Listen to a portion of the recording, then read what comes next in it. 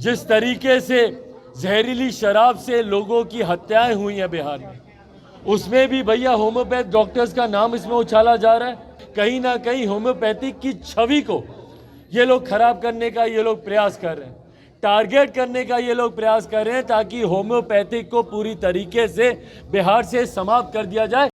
साथ और सहयोग चाहता हूं और मैं आप लोगों की जानकारी में देना चाहता हूं कि किस तरीके से होम्योपैथी को एक षड्यंत्र के तहत, किस तरीके से होम्योपैथी को एक षड्यंत्र के तहत समाप्त करने का बिहार में प्रयास किया जा रहा है। होम्योपैथी हो, आयुर्वेदिक वेदा हो, ये ऐसी मेडिकल ऑल्टरनेटिव्स हैं जिसको लंबे समय से भारत जैसे देश में खास तौर पर लंबे समय से जिस पे लोगों का विश्वास रहा है, लोग इसका इस्तेमाल करते रहे हैं। और ऑल्टरनेटिव के तौर पर जो व्यक्ति एलोपैथी में नहीं जाना चाहता, कई ऐसे लोग हैं जिनका विश्वास होम्योपैथी पर है और जो इसका सेवन करते हैं, इस पे विश्वास रखते हैं, इससे लाभ वो लोग पाते हैं। और एक बड़ी आबादी है आज की तारीख में जो होम्योपैथी पे अपना विश्वास रखती है। भाई मैं खुद होम्योपैथी पे विश्वास रखता हूँ। कई ऐसी चीज़ें हैं जब मेरा नहीं विश्वास होता है कि भैया एलोपैथी उसको ठीक कर पाएगी, तो मैं खुद होम्योपैथी की दवाइयों का मैं सेवन करता हूँ और यकीनन उससे मुझे, मेरे परिवार को भी उससे लाभ हुआ है। हमारी केंद्र सरकार ने, प्रधानमंत्री आदरणीय नरेंद्र मोदी जी ने भी होम्योपैथिक आयुर्वेदिक के बढ़ते वर्चस्व को देखते हुए, लोगों का इससे जुड़ाव, इससे विश्वास को देखते हुए आयुष मंत्रालय का अलग से गठन किया गया ताकि ये तमाम प्रणालियाँ, ऑल्टरनेटिव मेडिकल की जो प्रणालियाँ हैं, उसको और प्रोत्साहन मिले, उसको और बढ़ावा मिले। पर अफसोस के साथ कहना पड़ता है कि हमारी सरकार में, बिहार सरकार ने होम्योपैथी को एक षड्यंत्र के तहत समाप्त करने का ये लोग प्रयास कर रहे हैं। और इसको समाप्त कैसे किया जा रहा है, ये उदाहरण अब मैं आप लोग के समक्ष रखूंगा। मुख्यमंत्री नीतीश कुमार जी और बिहार सरकार 2016 में लेकर आई। अब ये बात किसी से छुपी नहीं है कि भैया कई मेडिसिन हैं जिसमें एल्कोहलिक कंटेंट होता है।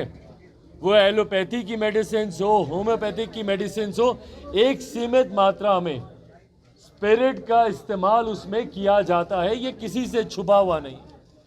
पर अब उसी को लेकर आप होम्योपैथिक डॉक्टर्स को आप टारगेट कर रहे हैं। इनके यहाँ आए दिन छापेमारी की जाती है, कहा जाता है कि भैया अल्कोहलिक कंटेंट आपके यहाँ क्यों है। तो जब आप ये छापेमारी कर रहे हैं, क्या आपको इसकी जानकारी पहले से नहीं है भैया कि कई ऐसी दवाइयाँ हैं, औषधियाँ हैं जिसके निर्माण में एक सीमित मात्रा में अल्कोहल कंटेंट का इस्तेमाल किया जाता है, स्पिरिट्स का इस्तेमाल किया जाता है। ये किसी से छुपाने हुआ नहीं है। और बाकायदा इसके लिए लाइसेंसेस प्रोवाइड किए जाते हैं, बाकायदा आपका रजिस्ट्रेशन होता है। तो लाइसेंसेस प्रोवाइड करने के बाद, उनका रजिस्ट्रेशन होने के बाद भैया क्या कारण है कि आप इनको प्रताड़ित कर रहे हैं? क्या कारण है कि इनको टारगेट किया जाता है, बार बार इनके यहाँ छापेमारी की जाती है? और छापेमारी करने की वजह से जो नुकसान इन लोगों को होता है, और सबसे बड़ी बात भैया जो छवि खराब करने का प्रयास किया जा रहा है होम्योपैथी को लेकर।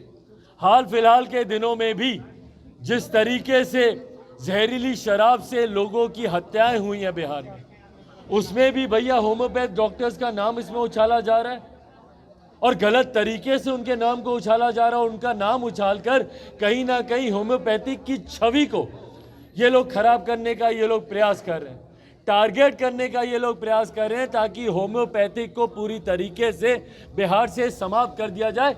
इसके पीछे का कारण क्या है? क्यों मुख्यमंत्री जी इस द्वेष की भावना के साथ होम्योपैथिक डॉक्टर्स को और होम्योपैथिक मेडिसिन को ये लोग टारगेट करना चाह रहे हैं? औषधि को आप लोग बदनाम करने का काम कर रहे हैं। मुझे कोई एक ग्रामीण आप लोग दिखा दे, बता दें, आप लोग भी गांव-गांव गए, हर एक जगह आप लोग गए, कोई एक ग्रामीण बता दें जो कहे कि नहीं भैया होम्योपैथिक की हम दवाई लिए थे या हमारा परिजन लिया था, उसकी वजह से उसके ये हालात हुए। हर कोई बोल रहा है कि भैया जहरीली शराब पिए। जहरीली शराब पर ये रोक नहीं लगा पा रहे, उसकी तस्करी पर मुख्यमंत्री नीतीश कुमार जी रोक नहीं लगा पा रहे, उसके निर्माण पर मुख्यमंत्री जी रोक नहीं लगा पा रहे। तो अपनी विफलताओं को छुपाने के लिए समाज के सम्मानजनक वर्ग, ऐसे डॉक्टर्स जो कि होम्योपैथ से आते हैं, उनको टारगेट करने का ये काम कर रहे हैं। और किस कानून की आड़ ये ले रहे हैं? एक ऐसा कानून जो कि दशकों पुराना है और जो कानून अभी तक लोकसभा या राज्यसभा के पटल पर भी नहीं आया।